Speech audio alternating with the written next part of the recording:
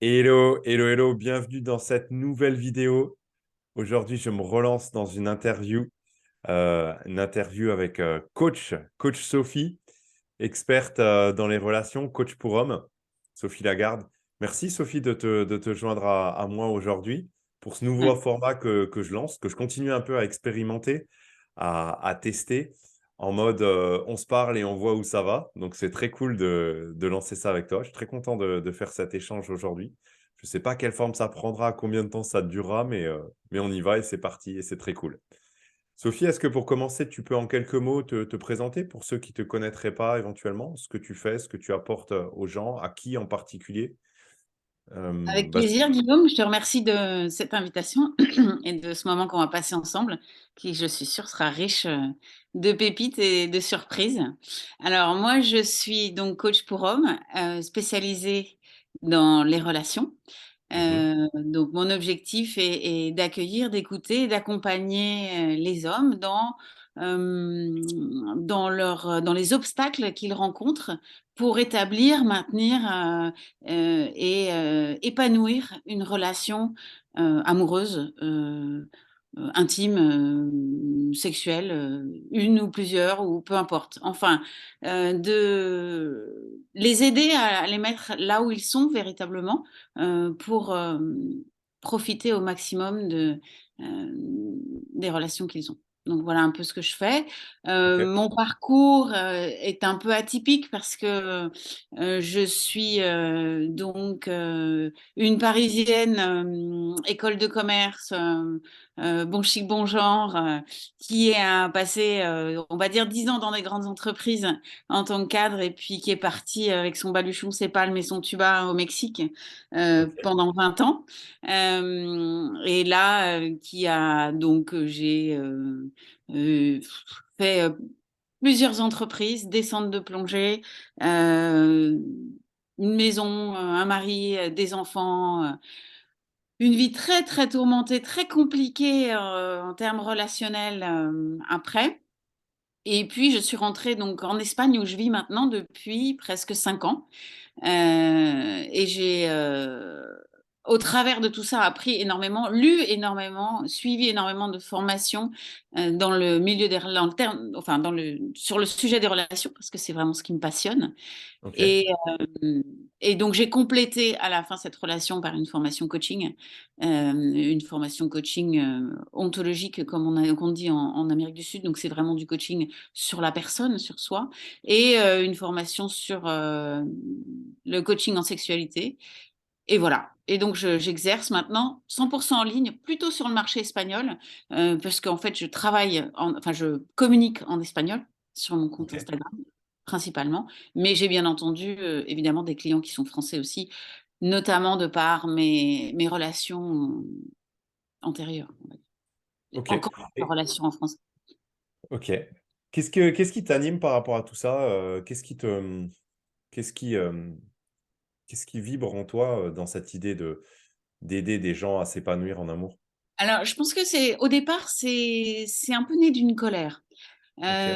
d'une colère sur le fait que on n'a pas sciemment vraiment le choix d'établir les relations qu'on veut ou dont on a besoin, parce que je pense que notre société aujourd'hui est très, très fermée sur l'idée de la relation, sur la façon dont on doit mener un couple, sur les étapes au travers desquelles on doit passer. Et ça nous donne pas tellement de latitude de vivre ces relations comme on en a besoin à des différentes phases de la vie. C'est-à-dire qu'on peut avoir des besoins d'un certain type de relation à 20 ans qui ne sont pas les mêmes qu'à 40 et qui ne sont pas les mêmes qu'à 60, même si c'est la même. Euh, et cette possibilité, cette ouverture d'avoir le droit, entre guillemets, de faire évoluer cette relation, elle n'est pas évidente chez tout le monde. Et je rencontre énormément de gens qui sont coincés dans un schéma de relation qui ne leur ressemble pas et qui font D'accord. péricliter la relation, en fait, alors qu'elle aurait pu, avec un peu d'ajustement, durer. C'est d'autant plus vrai chez les hommes. Ça, c'est un autre point de colère. Donc là, je vais me mettre à dos toutes les féministes, Vas-y. que je trouve que les femmes ont pris un pouvoir sur les hommes qui est déplacé. Et je pense Ok. que les hommes ont pas forcément les outils ou ou comment dire, euh, je sais pas si c'est la volonté ou en tout cas, bon, on peut dire des vulgarités un petit peu, les couilles, Vas-y, on est entre nous, il n'y a pas de souci. de dire non, mais là, tu pousses le bouchon, quoi. Là, c'est Ok, non. Et en d'accord. fait, avec cette espèce de féminisme euh, forcené, je Mhm. trouve que ça met très souvent, et je rencontre très souvent, des hommes qui se retrouvent dans des relations avec des perverses narcissiques, Ok, un petit peu ou beaucoup. Et donc, qui souffrent parce qu'ils osent pas, parce qu'ils se disent non, mais après, on va dire que je suis machiste, après, on va dire que je ne sais pas déconstruire ma masculinité, que on ne sait même pas ce que ça veut dire.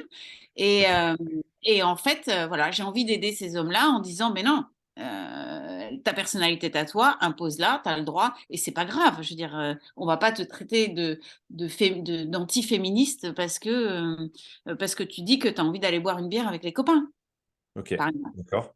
Donc voilà, donc On sent que ça t'anime. c'est deux points de colère où j'ai vraiment envie ouais, ouais, de secouer les gens en disant voilà, mais en fait, je dis secouer, c'est pas vraiment mon objectif, ni c'est Mm. mon mode thérapeutique, on va dire.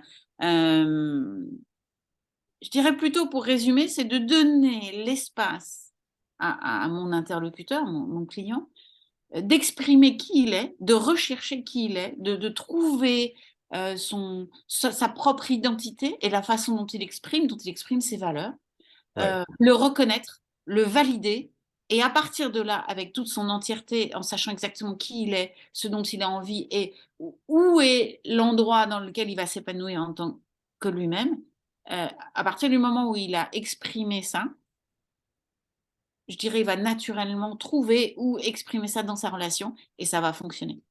ok. Qu'est-ce que, justement, les hommes dont tu parles qui souffrent de ça, euh, qu'est-ce qui les empêche, selon toi, de se libérer de ce poids, de ce néo-féminisme que tu évoques Euh, Qu'est-ce qui les empêche de gérer ça seul, finalement?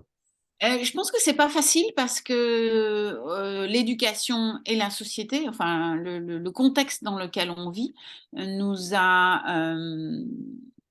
Très formaté? inculqué, Ouais, ok. pardon? Très formaté, je disais, mais Voilà, nous préformaté, nous a inculqué des valeurs qu'on pense être les nôtres ouais. et, et qui en fait ne le sont pas. Alors, je le dis d'autant plus en connaissance de cause que je pense que je suis passée par ce prisme-là. Parce que, bon, pour la petite histoire, j'ai quand même passé 10 ans de mariage avec un pervers narcissique. Donc, d'ailleurs, j'ai écrit un livre sur le sujet pour expliquer justement, parce que je veux dire, on a beau dire qu'ils sont méchants, mauvais, insupportables, des sales, tout ça. Moi, ce qui m'intéresse surtout, c'est comment moi, qui a priori sont pas complètement stupides, ni incultes, ni idiotes, et réussi à passer 10 ans aux côtés de quelqu'un qui me faisait du mal, qui me faisait Mhm. souffrir. Là, je me suis quand même dit, il y a un truc en moi. Il ne peut m'obliger à faire des choses que moi je l'autorise. Alors pourquoi est-ce que, sachant que je suis maltraitée, je Ouais. continue à être là et je continue à accepter et à danser cette espèce de farce. Donc en fait, c'était l'objet de mon bouquin. Et maintenant, j'ai compris un certain nombre de choses et au travers de ma propre expérience déjà, je peux dire que moi j'ai été éduquée pour avoir confiance dans les gens, pour colporter et la bonté et pour souffrir pour mes objectifs, pour souffrir pour le couple parce que bah c'est jamais facile, hein, un couple ça a Mhm. au-delà, donc il faut pas jeter l'éponge à la première. Donc voilà, toutes ces valeurs là font que tu restes, tu plies, t'acceptes, tu continues à te battre pour ton couple, tu continues à t'auto-détruire pour ta famille. Non, bah, tu as 2 enfants, tu vas pas quand même, voilà. Tout ce genre de Ouais. trucs euh, font que ben, tu t'oublies, tu t'effaces. Tu Ouais. t'effaces au nom de. Et il y a, je pense, beaucoup d'hommes qui sont aussi dans ce cas-là, qui sont peut-être avec au nom de autre chose, tu vois, mais au nom de l'homme qui doit soutenir la femme, au nom du féminisme qui dit que t'as pas le droit de regarder les fesses d'une autre femme, par exemple. Mhm. Ok. On est Au tous nom d'accord qu'on n'a pas le droit de des idéaux, quoi. regarder. Ouais. Voilà. Mais je veux dire, Ouais. au bout d'un moment, il faut peut-être regarder ce que tu as à l'intérieur. Je veux dire, si toi, ça te semble naturel de regarder les fesses d'une autre femme alors que tu es marié, mais peut-être que c'est possible. Ouais, ok. Tu vois? Et plutôt que de réprimer tout ça et un jour, ben, ça éclate. Soit ça éclate en dépression, soit ça éclate en divorce. Mais il y a un moment, si tu es pas fidèle à toi-même, Ouais. il y a un moment, ça éclate. J'adore ces notions que tu partages, là, c'est ultra puissant. Par contre, je profite du fait que tu aies mis le terme sur la table. Tu sais, pervers narcissique, j'ai l'impression qu'on en a déjà parlé par le passé. Je trouve que c'est un terme qui est maintenant un peu galvaudé parce qu'il est utilisé à toutes les sauces. Euh, à tel point que j'ai parfois l'impression qu'à partir du moment où une relation elle se passe pas très bien, on va tout de suite partir du principe que l'autre est un ou une perverse narcissique pour limite se défausser un petit peu de sa propre responsabilité dans l'échec de la relation. Du coup, est-ce que tu peux nous en dire un petit peu plus sur vraiment le pervers narcissique ou la perverse narcissique, comment ça se définit, comment ça se reconnaît, et puis à la limite presque ce que ça n'est pas aussi, tu vois, pour éviter de tomber dans ce piège de juste jeter la faute sur l'autre en disant c'était un ou une perverse narcissique, c'est normal que ça n'ait pas marché. Tu vois ce que je veux dire? Alors, je pense que c'est très intéressant ce que tu dis et je vais prendre la question à l'envers. Vas-y. Plutôt que de définir le pervers narcissique, ce qui n'est pas et ce que ça fait chez moi, je dirais plutôt l'inverse. Je partirais du principe, enfin de l'idée de chez moi ou chez X, qui est le couple de la ou du pervers narcissique. À partir du moment où je me respecte plus, où je commence à faire des concessions qui vont toucher mes propres valeurs ou ma propre idée de ma personne ou des relations ou de ce que je dois faire dans la vie, enfin des choses essentielles, ou ma liberté, mon bonheur de vivre, etc. Quand chez moi, couple de cette personne, c'est que ça commence à être affecté, c'est que je suis numéro un dans une relation toxique. Ce qui ne veut pas forcément dire pervers narcissique. Donc je pense que plutôt que d'aller accuser l'autre, il faut commencer par soi. C'est-à-dire se dire comment est-ce que je me sens moi dans cette relation? Quelle personne suis-je dans cette relation? Est-ce que j'apprécie la personne que je suis aux côtés de cette personne-là? Est-ce que je suis une personne qui s'épanouit? Est-ce que cette relation-là m'épanouit? Donc, d'abord moi, après la relation, et après, regarder effectivement qui est cette autre personne-là, et éventuellement la définir. Mais à l'extrême, je dirais, on s'en fout. Et c'est là que je rejoins ton point de départ, Ouais. c'est que on fait couler beaucoup d'encre sur le pervers narcissique, alors qu'en fait, c'est pas le sujet. C'est pas le sujet. On s'en fout qu'il soit comme ci ou comme ça ou machin. L'important, c'est comment il me fait sentir moi. Parce que si moi, j'étais quelqu'un avec une estime de soi, non, on dit pas estime, si on dit estime de soi, Si, on oui, dit, je suis tellement expat que l'on oublie ouais, sa langue estime de maternelle. C'est OK. voilà, si j'étais sûre de moi, si j'avais parce que même à l'époque où moi j'étais avec mon mari et puis j'étais devenue que l'ombre de moi-même, je me souviens, j'avais des amies qui elles étaient fortes de caractère et qui me regardaient en me disant mais je comprends pas. À la première chose que ce type m'aurait fait à moi, comme il t'a fait à toi, je l'aurais renvoyé dans ses 22 illico et elle n'aurait jamais supporté ça. Alors qu'est-ce qui se passe en moi qui fait que j'accepte ça? Ouais. En fait, le pervers narcissique ne peut faire danser ou bouger ou détruire que des gens qui sont, évidemment, les gens ne vont pas apprécier, mais prédisposés à être détruits quelque part. Ouais. C'est Ou en tout cas super pas intéressant. avec la force, l'aplomb. Et encore une fois, c'est pas de leur faute. C'est Ouais. juste que dans leur éducation ou de leur façon de la vie, de voir la vie ou les autres, ils sont trop aidants, trop aimants. Alors la question subsidiaire, c'est qu'est-ce que tu as besoin qu'on t'aime autant? Ouais. Il est où le problème à l'intérieur? Elle est où ta blessure qui fait que tu reviens une fois encore et une fois encore pour reprendre une claque et en disant ben, je vais changer, je vais faire un peu mieux. Et hop, tu reviens encore avec ton offrande là et bam, Ouais. t'en prends encore une et tu reviens. Pour prouver quoi? Pour Ouais. prouver qu'il y a quelqu'un probablement dans ton enfance qui a été désagréable avec toi et tu as voulu revenir encore une autre fois. Et là, tu es adulte, tu dis je vais réparer ça. Cette blessure qui il y a 30 ans, 40, Ouais. 50, tu vois, mais qui est encore là. Et tu vas toujours essayer de la J'adore. réparer jusqu'au moment où tu as compris. J'adore. On sent que ça t'anime et que ça te passionne. J'adore, Sophie. Et j'adore cette idée que tu partages, tu vois, de dire finalement, le pervers narcissique, il n'existe pas tout seul, en fait. Euh, Exactement. il ne peut exister que par l'espace que quelqu'un lui ouvre pour devenir ce pervers narcissique, finalement. Et que si peut-être on ne lui ouvrait pas cet espace, on ne lui en laissait pas la possibilité, en osant s'affirmer soi-même, en osant fixer les limites de ce qui est acceptable ou pas pour nous-mêmes, peut-être que cette personne, elle ne deviendrait même pas un pervers narcissique. Exactement. Tout à fait, tu as mis le point dessus. Le pervers narcissique n'existe que par rapport à l'autre. C'est-à-dire Ouais. dans sa relation à l'autre. Alors maintenant, c'est pas facile Mhm. de poser ses limites, d'afficher qui on est, de se faire respecter, de se respecter soi-même. C'est pas Ouais. facile, et c'est plus difficile pour certains que pour d'autres.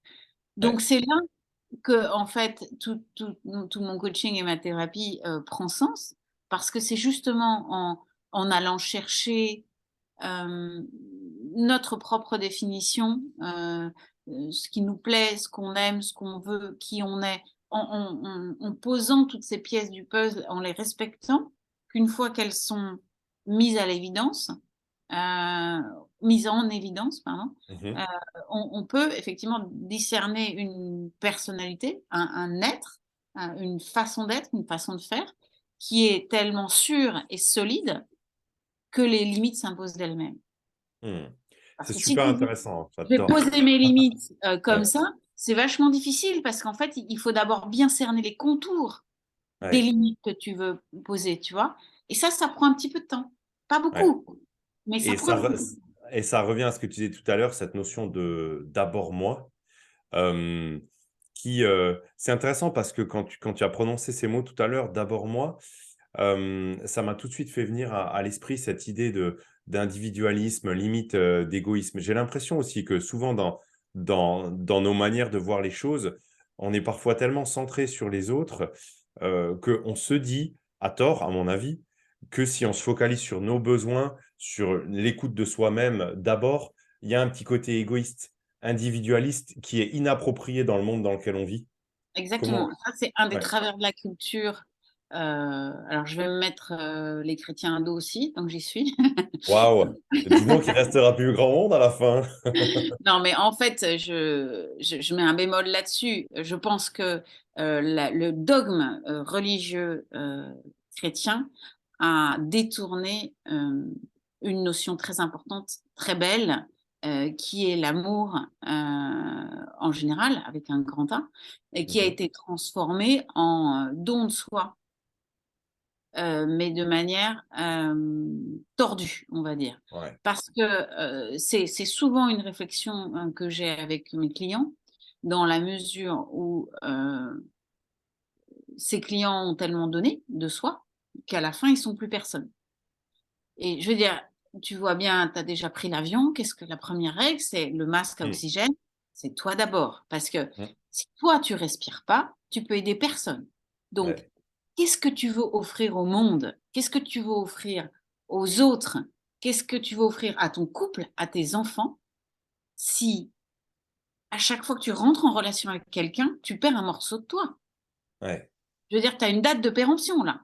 C'est Ah oui, c'est pas ça viable à roule. long terme. Au bout d'un moment, tu t'éteins et tu as plus rien du tout à offrir, quoi, c'est clair. Exactement, et c'est bien ce qui se passe avec les partenaires de pervers narcissiques, c'est qu'ils donnent, ils donnent, ils donnent, ils donnent, et puis à la fin, ils sont plus rien. Et donc en fait, ils sont d'autant pire, enfin, de pire en pire, et c'est une spirale négative. Donc Ouais. oui, je suis tout à fait d'accord. Euh, la mauvaise presse qu'a l'égoïsme aujourd'hui nous porte préjudice dans ces Ouais. relations. Et Et c'est super pardon. d'autant plus pour les hommes, si tu veux, parce que Ouais. en plus, on les accuse depuis des années d'être égoïstes. Il y a même Chanel qui a sorti un parfum, tu te souviens de ce parfum égoïste? Avec, Ah oui, la égoïste, pub là, avec les égoïste. Et ouais, égoïstes. c'est ça. Ouais. C'est Ah terrible, ouais, donc tu as le c'était poids de un la société stigma sur cet égoïsme qui des est hommes, des hommes, ouais, surtout des ouais. hommes. Donc si tu veux, Qui est très mal vu et qui oblige toute ta personne à donner en permanence l'impression que tu fais tout pour l'autre, quoi, c'est ça? mmh mh, mmh Et et c'était super intéressant. Je t'écoutais parler de cette notion de s'éteindre au fur et à mesure. Et je me faisais la réflexion en même temps que je t'écoutais. C'est aussi une perte de valeur de soi-même, de sa propre perception de valeur, que tu as l'impression que ta propre valeur, elle diminue au fur et à mesure du temps, à tel point qu'à la fin, tu es tellement éteint et tu as tellement l'impression d'avoir aucune valeur que tu te demandes presque comment tu pourrais vivre ou comment tu pourrais plaire à quelqu'un d'autre que ce pervers narcissique qui t'a poussé au fond du trou, quoi. C'est un peu la réflexion que je me faisais en t'écoutant. Et puis tu deviens dépendant affectif Ouais, tout parce à que fait. tu penses que tu peux plus tout seul, en fait. Donc tu deviens complètement dépendant affectivement. Donc là, je pense que expert en séduction, tu me confirmeras que en plus, tu n'es Ouais, pas du tout sexy, très ouais, clairement. bien Euh, sûr. Ah ben là, tu es repoussant au possible, en fait. Euh, Exactement, parce que tu es dans le besoin. Et qui est-ce qui a envie d'avoir à ses côtés quelqu'un qui est dans le besoin? Bien Personne. sûr, bien sûr. Et c'est ce que je dis souvent moi-même à mes clients, c'est une instrumentalisation de l'autre. Parce que quand tu fais ça, tu es pas en train de t'intéresser à l'autre sincèrement et dans une vraie connexion humaine par rapport à ce qu'il est, lui, en tant qu'individu. Tu es juste en train de t'intéresser à ce que lui peut t'apporter pour nourrir ton besoin de te sentir aimé, de te sentir valorisé. Mais Mhm. que ce soit cette personne-là ou une autre, presque peu importe, en fait. Et c'est ça qui est terrible. Exactement, Tu es en train d'instrumentaliser la relation. tout à fait. Et là, pour aller sur une vibe un peu plus ésotérique, je pense que c'est ton niveau d'énergie euh, personnel qui est drainé en fait au contact de ce genre de relation.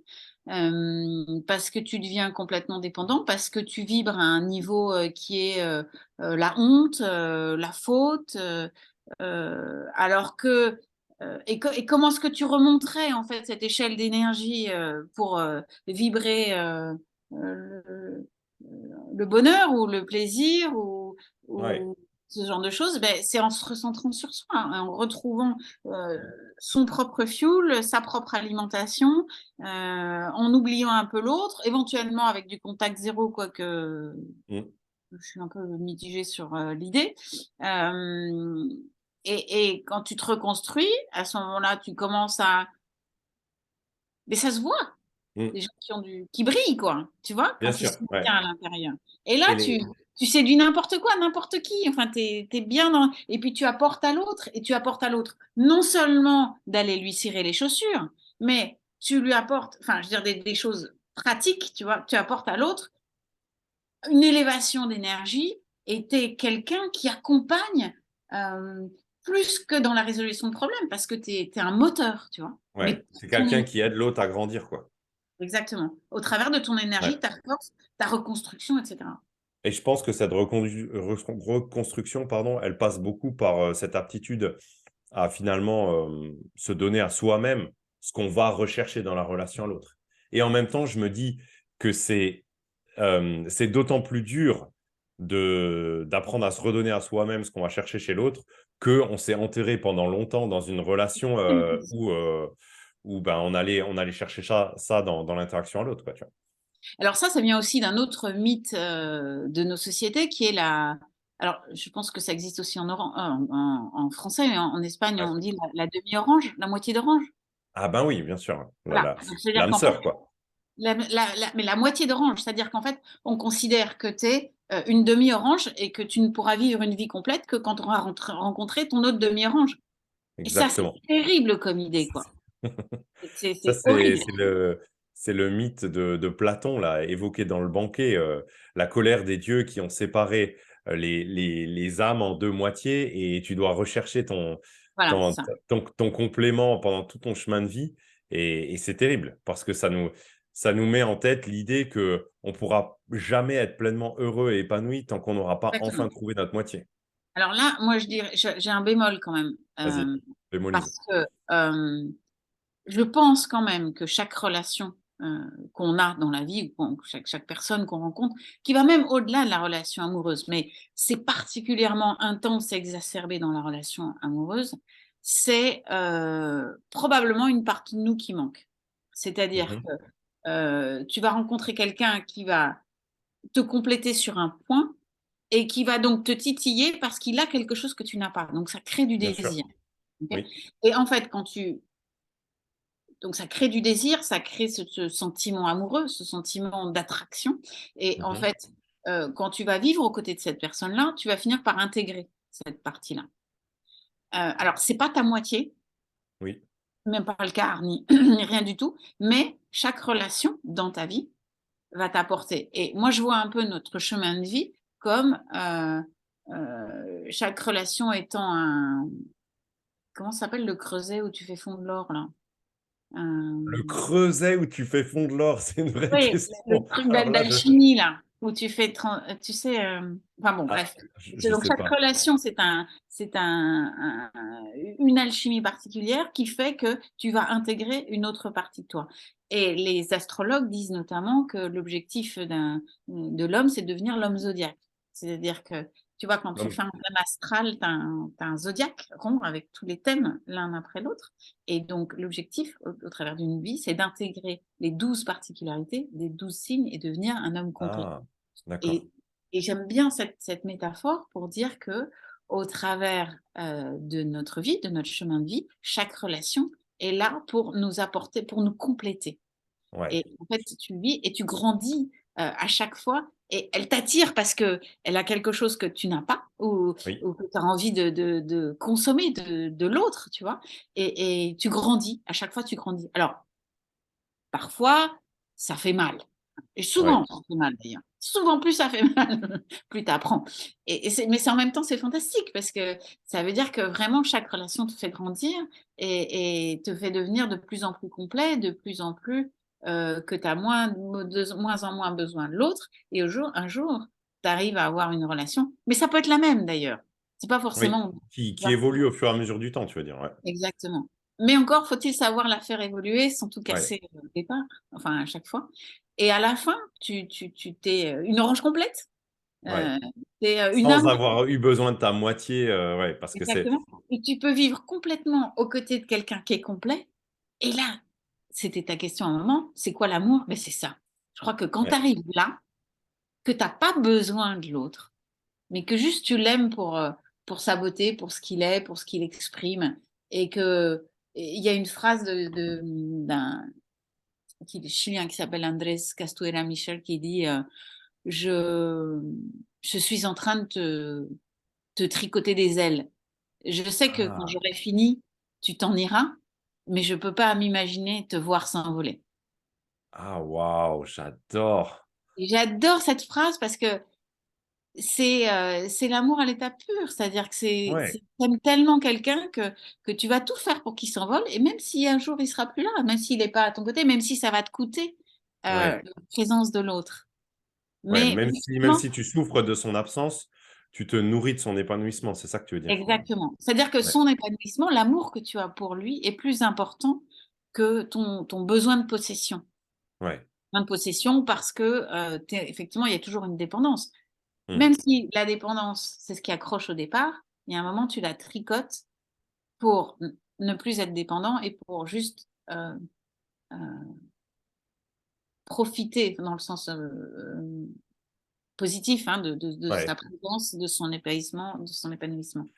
Et du coup, quand je t'écoute, donner cette définition-là, ça véhicule aussi quand même un peu l'idée que l'état d'amour, ce serait un état final auquel, on accède en dernier stade, que c'est pas quelque chose, qu'on peut avoir, tout de suite finalement ou? Si, si, on peut. Il y a des gens qui viennent plus préparés que d'autres ou qui ont déjà vécu un certain nombre de vies avant. Je voudrais pas m'aventurer dans des Dans dans des des trucs trop problèmes. Mais non, non, ésotériques? on n'est pas tous au même niveau, hein. Je veux dire, on n'arrive pas tous avec les mêmes cartouches, c'est clair. Il y a des gens qui, heu, qui sont beaucoup plus près. Il y a des gens qui sont, hem plus capable, enfin capable, non, c'est pas vraiment capable, mais pour qui c'est plus facile d'être OK. altruiste, pour qui ils arrivent tout de suite avec les bons chips, tu vois? Et puis il y en a OK. d'autres qui sont là, qui s'accrochent à l'autre, la possession, «Tu es à moi», «Je ne supporte pas que tu regardes quelqu'un d'autre», tu vois? Donc évidemment, plus il y a de possessivité, plus il y a de jalousie, plus il y a de dépendance émotionnelle, plus il y a de blessures d'enfance, et cetera, plus on est loin de ça. Ouais. Maintenant, il y a des gens qui travaillent très vite. Justement, j'allais te poser la question, qu'est-ce qui fait qu'on est plus ou moins prêt? C'est les expériences du passé alors? Tout ce qui est lié à l'enfance, dans ta vision des choses? Non, pas forcément, parce que je pense qu'il y a OK. des gens qui naissent, tu vois? Ah Moi, OK. j'ai une fille qui à mon avis est née, bien supérieure à moi. Enfin, Alors, Ah, ok. bon, évidemment, là, elle a 17 ans, donc c'est encore un peu limite, mais je vois bien que moi, j'étais pas à ce stade-là à 17 ans. Ok. Elle a alors, est-ce qu'elle a intégré, mon propre discours déjà?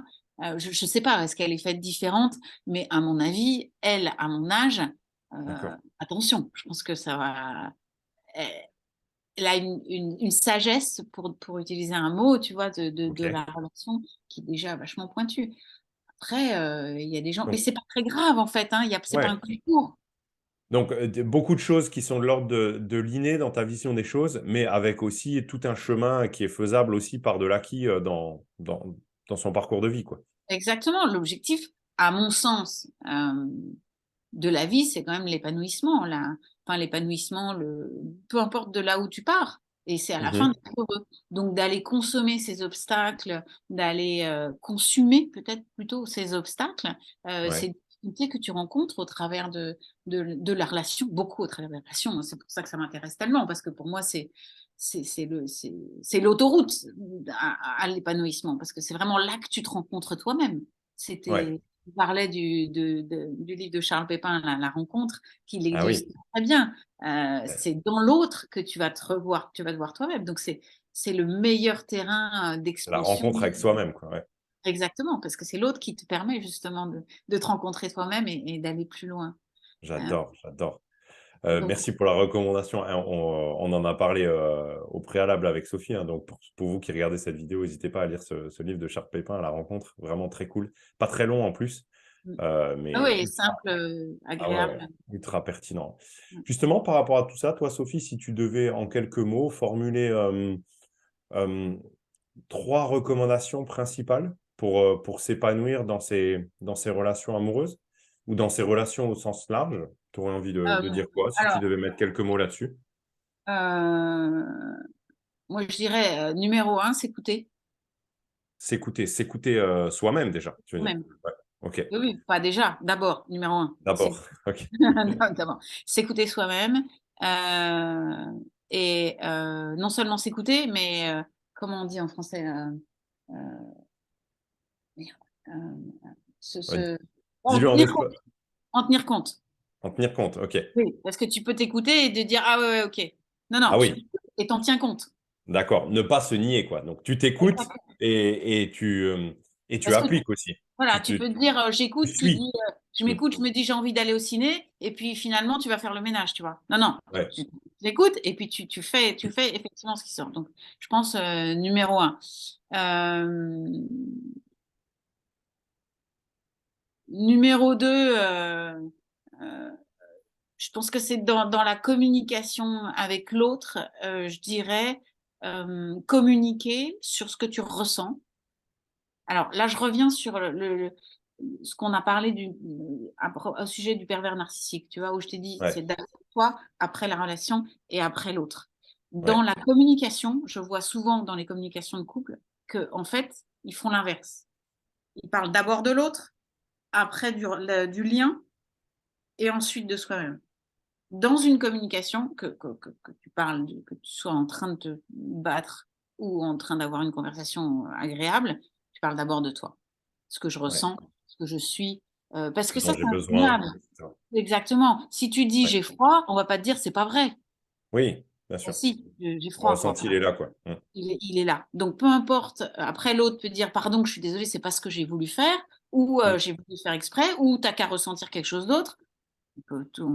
Voilà. Mais il n'empêche que ce que tu ressens, là, tu pars sur du vrai et Mm. l'échange. Et la troisième recommandation, c'est, je dirais, reste pas trop longtemps là où tu fais mal. Va voir un coach, va voir un thérapeute. euh, et surtout les hommes, purée, où il faut vraiment arriver à la sixième bière pour commencer à parler de ce que tu as sur le cœur. Tu Ah vois, oui, pas juste de d'oser se des livrer, ouais. trucs qui allaient Ouais. niquer hier ou machin. Ça, évidemment, ça c'est plus facile. Non, les trucs importants, c'est tellement. Trop de Nous, pudeur, finalement, dans ce que... exactement. Nous, en tant que femmes, on va dégueuler tout le truc, là, toute l'histoire, même si tu n'as pas demandé, tu es, au courant. Mais je trouve que Ouais. c'est tellement dommage. Et moi, je suis tellement séduite par la vulnérabilité des hommes quand ils s'ouvrent, tu vois, et quand ils commencent à dire et à partager. Je trouve que c'est tellement chouette, c'est tellement pur, c'est dommage, c'est tellement dommage. Donc, les copains ou les copines, tu vois, les bonnes Ouais. copines. C'est bien aussi les bonnes copines qui ont des grandes oreilles et qui jugent pas. Déjà, le fait de dire, de verbaliser, ça solutionne la moitié des trucs, en général. Rien que C'est clair. Parce que souvent, ton besoin premier, c'est juste de te sentir écoutée, comprise ou compris, et, et juste ressentir un peu de la compassion, de l'empathie, et déjà rien que ça t'aide énormément, quoi. exactement. Et puis, tu vois, tu as sorti les choses de ta tête.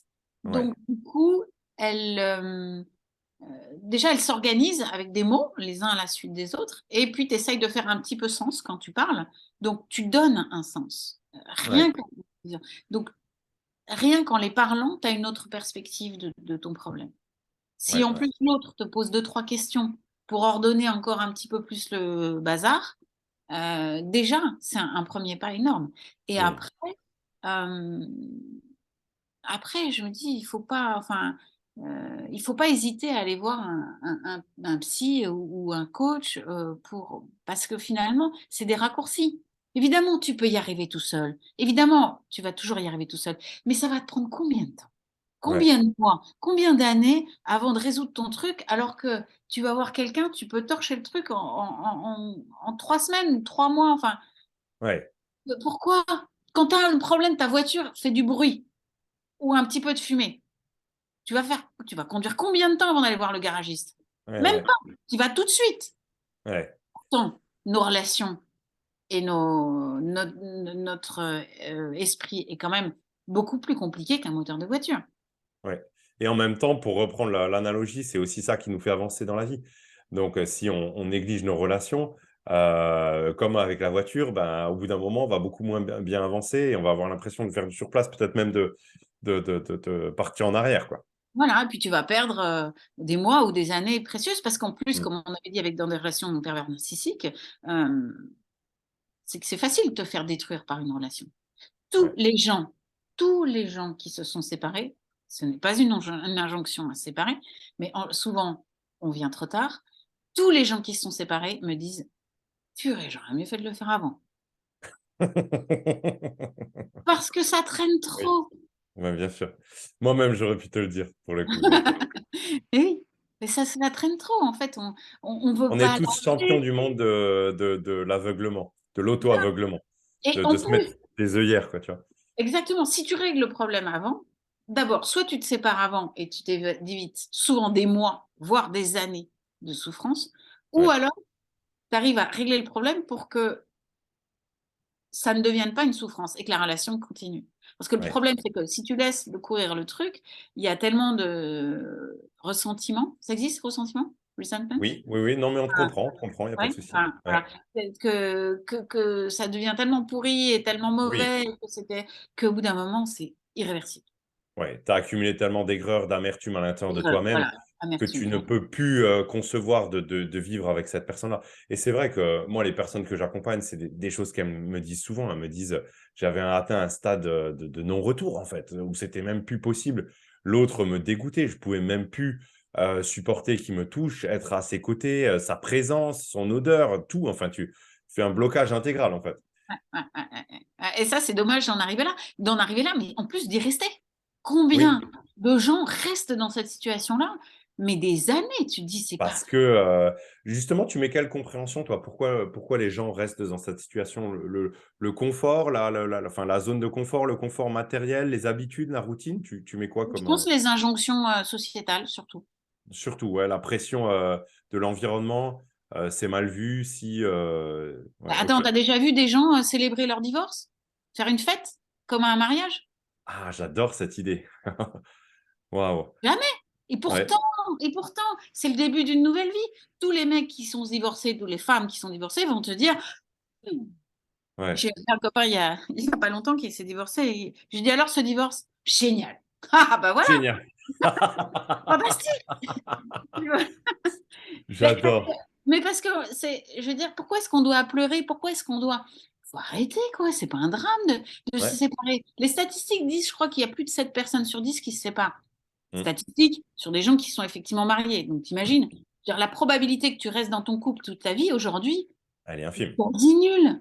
Donc Ouais, on va arrêter de se morfondre à chaque fois qu'un couple, termine et si tu veux, ouais, c'est cette espèce de morfondage, collectif, habituel qui fait qu'on a tous dans l'idée que la séparation, c'est un drame. ouais, Donc comme la séparation, c'est un drame, ben, on va l'éviter au maximum, quitte à vivre des trucs épouvantables, ouais. bien pires. Parce que, finalement, la séparation, c'est le deuil de tes idéaux, en fait. C'est, Ouais. Alors commençons par c'est le début. Pourquoi est-ce qu'on ouais, a des idéaux à la con comme b ça? bien sûr, c'est finalement accepter que pendant des années, voire des décennies, tu avais en tête des schémas qui étaient complètement erronés et qui avaient, très peu de chances d'aboutir à ton bonheur, à ton épanouissement en tant qu'individu, quoi. Donc Exactement.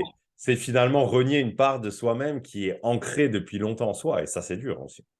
Oui, alors maintenant, ancrons des choses différentes, dans le cœur de nos enfants, Mmh. Ah tu bien vois? sûr, alors ça, Je pense c'est que c'est notre responsabilité, bon, à toi et moi en tant que thérapeute, enfin ou coach, hem, de soigner des gens ou de les aider à changer de concept pour vivre plus heureux et plus épanouis, mais surtout de transmettre des choses différentes aux générations qui suivent en disant, l'époque, du romanticisme, amoureux, stop, faut mmh, arrêter. Ça ne veut pas bien dire sûr, qu'il faut pas aimer, au contraire, moi j'ai une très au haute idée de l'amour et je trouve que c'est extraordinaire, c'est un au sentiment qui est contraire, très, très, très, très beau, mais il ouais, faut pas tout mélanger. bien sûr. Il faut le faire, de la bonne manière et pour les bonnes raisons, finalement. Mmh mh. C'est clair. Et puis Eh ben comprendre que, l'amour s'inscrit comme le reste dans une idée d'impermanence. ouais Pas et ça facile, parce qu'on ouais, aime pas trop en tant qu'humain l'impermanence. bien sûr. Mmh. On est particulièrement résistant au changement, on aime bien la stabilité, Bien et sûr. en même temps, on est dans un monde qui évolue en permanence, de plus en plus vite. De manière de plus en plus folle, je dirais et donc s'adapter à ça, c'est aussi accepter que les choses, et finalement, l'impermanence, c'est aussi le retour au à l'instant présent, en fait. Qu'est-ce qui se passe maintenant et ici et maintenant, tout de suite?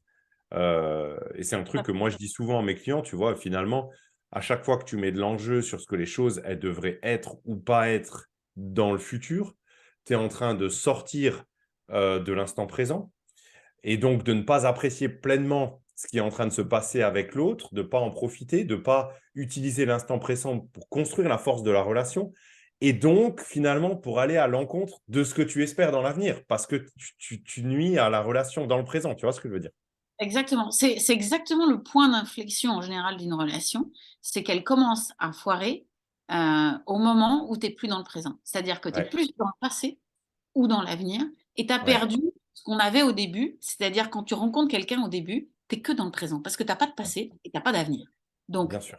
c'est là que c'est intense. Ouais, C'est là qu'il faut rester.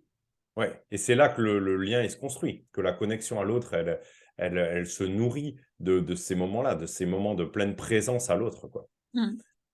Mais ça J'adore ce qu'on se raconte, Sophie. c'est C'est top. beau et je pourrais parler des heures et des heures comme ça, c'est trop cool. Une autre question qui m'est venue tout à l'heure en t'écoutant sur cette idée de faire accompagner ses réflexions par une personne compétente, un coach, un thérapeute. Alors moi, dans ma vision des choses, c'est plutôt quelqu'un de neutre vis-à-vis de nous parce que c'est toujours délicat de partager ses idées avec un ami parce qu'il y a toujours cette problématique d'objectivité.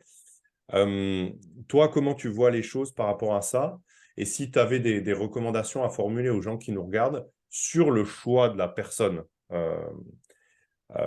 qu'on décide de sélectionner pour faire accompagner nos réflexions? C'est quoi Alors, les indicateurs? Qu'est-ce qui fait de la personne la bonne personne pour soi? hem alors, si on parle d'accompagnement professionnel, hein, outre le fait Ouais, que bon, je pense que si on veut pas d'accompagnement professionnel, la case ami est quand même, mieux que rien. Mais bien sûr, bien sûr. si on va dans un accompagnement professionnel, moi je dirais le choix doit, doit être intuitif. OK. C'est-à-dire que tu entends quelqu'un parler, tu écoutes ses idées, son approche. Bon, maintenant, on a de la chance de pouvoir apprendre à connaître quelqu'un au travers des réseaux, au travers de ce qu'il partage, au travers de ses idées, au Ouais. travers de ses tips, au travers de sa présence. Et je pense que vraiment, quand tu vas à l'encontre d'un coach dans un but thérapeutique, il faut que tu te sentes bien. Il faut que tu te sentes à l'aise parce que tu vas déballer ton baluchon, tu vas montrer des choses que certainement personne d'autre ne connaît. Mhm. Euh, il faut que tu te sentes en confiance. Ouais. Donc, moi, je dirais c'est vraiment le point le plus important parce qu'après, on a tous, enfin bon, espérons, hein, on a quand même tous en tant que coach ou thérapeute, on connaît les outils, on connaît les techniques. Je pense qu'on est tous je sais pas si tous aussi bons, mais c'est pas tellement là-dessus que se fait la différence. Je pense que c'est plus l'envie de se faire accompagner par quelqu'un en qui on a confiance et en qui on partage un peu les idées. Je pense que c'est pour ça que c'est intéressant ce que tu fais là, d'aller discuter, parce que c'est au travers de ça que les gens vont se dire ah ben j'aime bien ce qu'il dit, ou j'aime bien son idée des choses, ou parce que même si le coaching en théorie se veut complètement neutre, hein, c'est-à-dire d'accompagner quelqu'un dans Sûr. son propre univers, dans son propre creuset d'idées, etc., tu déteins forcément.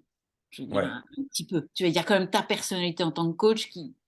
Oui, il y a une influence mutuelle finalement entre le coach et le coaché qui fait que si les deux personnes décident de se rapprocher et commencent à travailler ensemble, c'est parce qu'il y a une sorte d'osmose, il y a une énergie qui circule bien entre les personnes, que les choses sont fluides et simples. Et finalement, ça revient un petit peu à ta première recommandation tout à l'heure sur l'épanouissement amoureux, c'est écouter. C'est-à-dire que même dans son choix d'un professionnel compétent pour partager ses réflexions, pour faire avancer ses idées, bah déjà là, c'est écouter, en fait, se dire, OK, qu'est-ce que moi, je ressens moi? Est-ce que cette personne, elle me parle? Est-ce que je me sens en résonance avec ses idées ou pas du tout, finalement? Et je pense qu'il y a un deuxième petit point important, c'est de faire confiance au process. OK, C'est qu'il y a un moment, et c'est pour ça que l'intuition est important dans le choix, c'est que euh, il faut que tu rentres dans cette relation avec ton coach euh, en étant sûr, en sachant qu'il va t'amener là où tu veux aller. Si d'accord, tu ne sais pas, si tu n'es pas sûr, ça va être un peu compliqué. Ça va être d'accord. plus compliqué. Avec cette conviction profonde. Et c'est intéressant parce que je t'écoutais dire ça et en même temps, je me disais, ça rejoint un petit peu ce qu'on disait sur la relation de dépendance à l'autre dans la relation amoureuse. L'idée, c'est pas de rentrer dans une nouvelle relation de dépendance à une Alors, personne dont tu es persuadé. je vais Ouais, quand même t'avouer un truc, parce que ça m'est avoue-moi un truc. arrivé plusieurs fois. Ouais, Euh, Surtout, alors moi, ce que je fais beaucoup, je fais des coachings de 3 mois à ok, volonté. C'est-à-dire que ok. j'ai un cadre de 3 mois dans lequel on travaille. On se voit une fois, 2 fois, 3 fois par semaine en visio. Et donc, pendant un mois et demi, on décortique, on ouvre tout, les croyances, les relations, ce qu'on a fait, ce qu'on a l'habitude de faire, etc. Donc, au bout d'un mois et demi, mon coaché, il Oui, est un peu déplumé. ok, Et il est un peu très vulnérable à ce moment-là, parce qu'effectivement, on a déconstruit. Ok. ouais. Donc là, il y a une relation de dépendance qui se crée vis-à-vis de moi. Je le Ah sais, oui, je l'ai ok, entendu, parce qu'effectivement, tu te mets complètement à nu, tu défais complètement de toutes tes couches et tu es tellement vulnérable que tu t'es remis dans les mains de ton thérapeute, de ton coach. Donc, ça arrive. Maintenant, ça fait partie du process. Et dans le mois et demi qui suit, il y a un processus de reconstruction où, en fait, tu vas te reconstruire par rapport à tes propres bases, par rapport à tes vraies valeurs, par rapport à tes vraies aspirations. Et en fait, ce processus de dépendance, il se défait jusqu'à la fin du mois et demi qui reste. Et donc, à la fin des 3 mois, je me retrouve avec un coaché qui est fort, mais sur ses propres bases et qui est plus du tout dépendant de moi. Tu vois? ah, Même j'adore, s'il ouais, y a un moment au milieu où ouais. effectivement, ils me disent tous, oh là là, je suis plus dépendant d'elle, mais de toi, qu'est-ce que je vais faire quand ça va s'arrêter? Ah oui, T'inquiète. d'accord. Parce que Ouais, ça fait partie du process, si tu veux. ouais, Mais d'accord. effectivement, il faut aller au fond du bocal pour voir ce qu'il y avait, si tu veux, ce qu'il y a, et jeter tout ce qui ne va pas. Et puis Mm. reconstruire sur des bases fortes. Mais à la fin des 3 mois, C'est j'ai super des gens qui intéressant ce que brillent, tu quoi. dis. Tu vois, ils Ouais, sont c'est un peu forts. comme si tu le remettais dans son état un peu de petit enfant où il était totalement Exactement. dépendant et où il se construit sur la base de ce à quoi il est exposé dans ses premières années de vie. Sauf que tu l'exposes à des choses qui vont lui permettre de se construire et d'être fort. Et c'est super intéressant, ça résonne pas mal avec un truc que j'ai lu aussi dans un autre livre encore de Charles Pépin, décidément c'est sa fête aujourd'hui, sur la confiance en soi, où il te parle justement du fait que la confiance en soi, elle se construit d'abord par la confiance que d'autres nous témoignent, tu vois, en nous, en nous incitant à avoir confiance en nous et en nous faisant confiance après, tu vois ce que je veux dire. Et Mhm. j'adorais cette idée, je trouve que c'est ultra pertinent, la confiance euh, elle s'inspire, puis elle se donne, tu vois. Dire à l'autre, tu es capable maintenant, tu vois. Quand ton coaché, il arrive au terme de parcours avec toi, c'est finalement ce que tu lui dis, tu vois. Voilà. On t'a En fait, replumé, tu es capable, quoi. exactement. Donc en fait, on descend jusqu'au moment où il a entendu tout petit qu'il n'était pas capable. Tu Ouais, vois, donc, il y a probablement cette injonction cachée en dessous. On descend jusqu'à ce moment-là et on change les croyances, on change des éléments du disque dur, tu vois, par ouais, rapport à la confiance que moi je lui témoigne aussi. Et, ouais, et toutes les valorisations qu'on fait euh, sur les différents traits de son caractère ou de sa personnalité ou de ce qu'il est capable de faire, etc. Et sur cette base bien solide, on continue à broder jusqu'à ok. changer le niveau d'énergie. Hein, tu vois, en général, quand ils sortent de chez moi, c'est pas les mêmes, quoi. C'est vraiment des gens qui, en général, qui arrivent à leur objectif extérieur, tu vois, d'être avec quelqu'un d'autre ou de se séparer ou de trouver la femme de leur vie, etc. Ils y arrivent souvent sans aucun effort. C'est-à-dire que tant que tu es dans l'effort d'obtenir quelque chose, tant que Ouais, c'est difficile de te séparer ou de trouver quelqu'un, c'est que tu n'es pas aligné. ouais. Tu es dans la résistance, dans la force.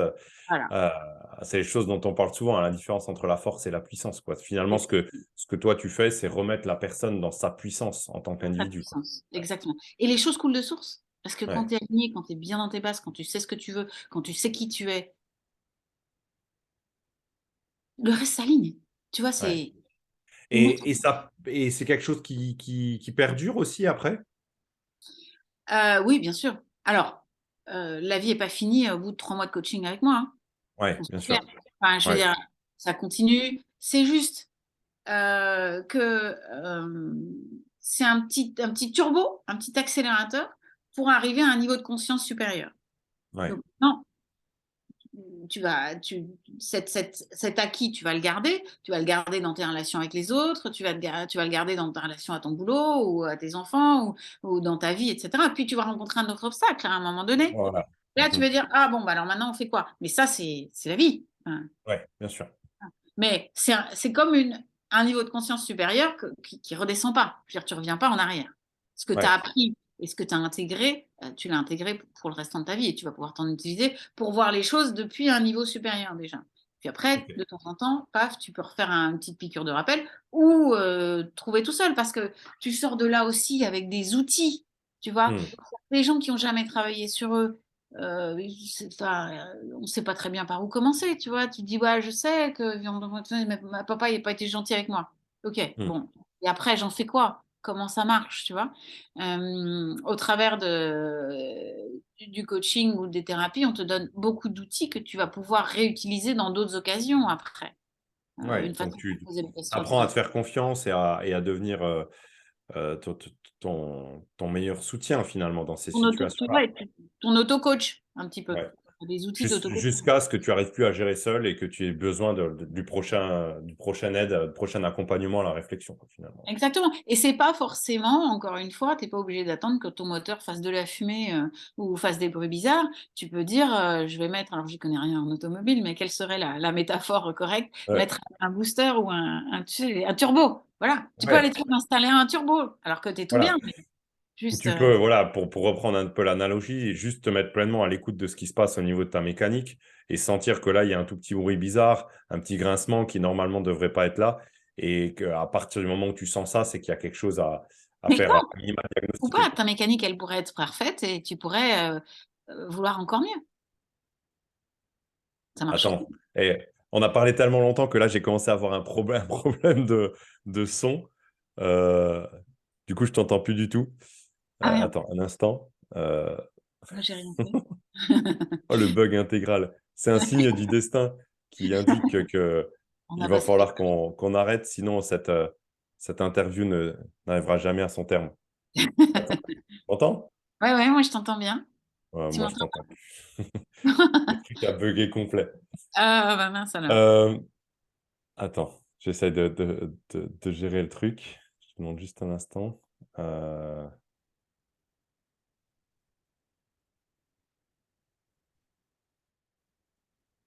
Là, tu m'entends, Sophie? Ouais, ouais, moi je t'entends parfaitement. Ok, ça y est, c'est bon, je t'entends de nouveau. C'est Ouais. juste que j'ai mon son qui a lâché l'espace d'un instant. Bon, c'est pas grave, c'est les aléas du direct, hein, j'ai envie de dire. Je me ferai un malin plaisir de ne absolument pas couper ça au montage, puisqu'il n'y aura pas de montage.